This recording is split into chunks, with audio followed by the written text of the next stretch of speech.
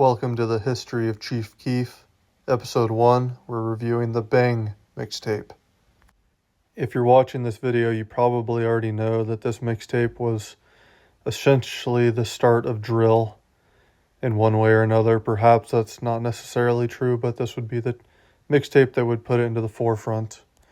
And it is very different from a lot of Chief Keef's later work, even his work in 2012. Mostly because the quality is absolutely terrible. Not saying that there's anything wrong with that. And the production, for the most part, is not very good. Even though DJ Ken is pretty damn cool. I can't deny that. His production in this case is just very amateurish and honestly sounds really bad at certain points. Other beats sound really good. But for the most part, it is a very unique sound that definitely got lost to time. And if Chief Keef and DJ Ken had the means for better production equipment and recording equipment, there's no way that this mixtape would have come out in the quality that it did. Now, that being said, it is definitely the case that Chief Keef would come out with low-quality mixtapes in the future. I'm not saying that that's not true, but I believe that those were more an artistic choice or perhaps a drug choice. I don't think that this was the case with the Bang mixtape. I believe that this was truly due to the circumstances that him and DJ Ken were placed in. This isn't a mixtape you're going to listen just sitting around doing work or reading or whatever calming activities you like to do. This is a mixtape to go for a run to or go work out. There's not a lot of thought going in here, and it makes you feel like you're a fucking idiot when you're listening to it, but it's kind of a good thing. This tape is definitely still very rough around the edges and wouldn't have that somewhat polished sound, I guess I would say, that Back from the Dead would have in 2012. And of course, nowhere near Finally Rich, which would bring drill really into the mainstream. So you're definitely getting something different here. And this is a sound, I guess, more similar to what Chief Keef would come back to in 2013. But this was before all the drugs. This is him still with no money. He's in poverty and in shitty situations. So it really gives a different side of Chief Keef that wasn't present for very long in his career, just due to the fact that he blew up at such a young age, had all this money and power to his name, essentially starting in 2012.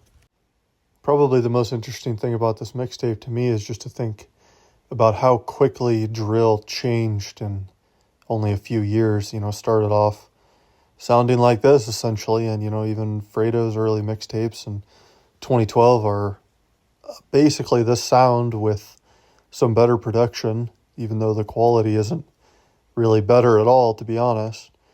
But looking back at this, after you listen to 2012, Chief Keef, super popular, very refined sound.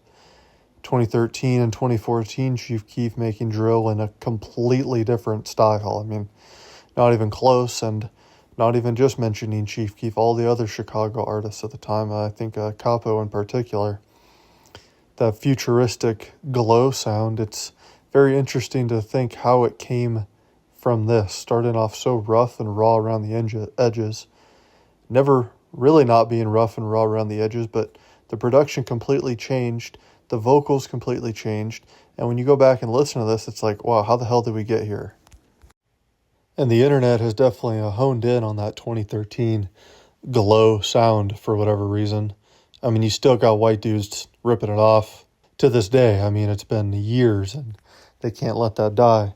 Which I guess there's nothing wrong with that, but you don't see anybody ripping off this old sound. So on to the mixtape itself. Got some really good songs. I really like Sets Up and It's Crackin'. The Fredo Checks In interlude is pretty funny. You can't even really hear what he's saying. It's like such bad quality and it's so quiet. I don't even know what he was thinking.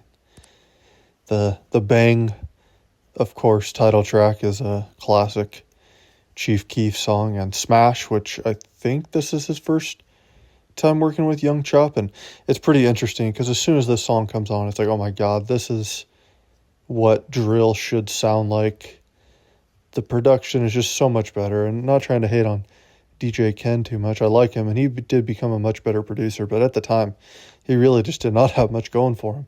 Smash is an awesome song. It's pretty funny. I get what he's saying, but the way he repeats the chorus so much, it's pretty interesting.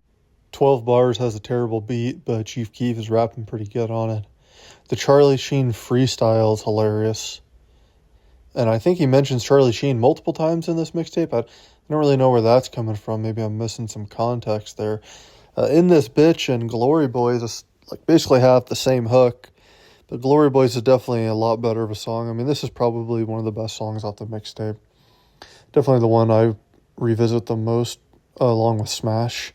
Just has that happy, I guess, futuristic bop glow sound, whatever you want to call it. There's like 3 different genres for the same style of music. But definitely an early innovator in that sound. And yeah, I think that song is actually really good still to this day. So if you never listened to the early Chief Keef and want to learn a little bit more about where this original drill sound came from, I would recommend this mixtape. It's pretty good. It doesn't really match up well with his later music. I don't think it's nearly as good as a lot of his 2012 through 2014 work. But for the time and given what he had, it's pretty impressive that he was able to put together something this listenable. I'd give this mixtape a 6 out of 10. And let me know in the comments if you can recommend any other early Chicago drill mixtapes, maybe that I haven't heard that are better than this. I'd be interested. I've listened to quite a few, but I know that there's always gems out there that I probably am missing. So yeah, feel free. Thank you for watching Mr. Leahy's Trap History.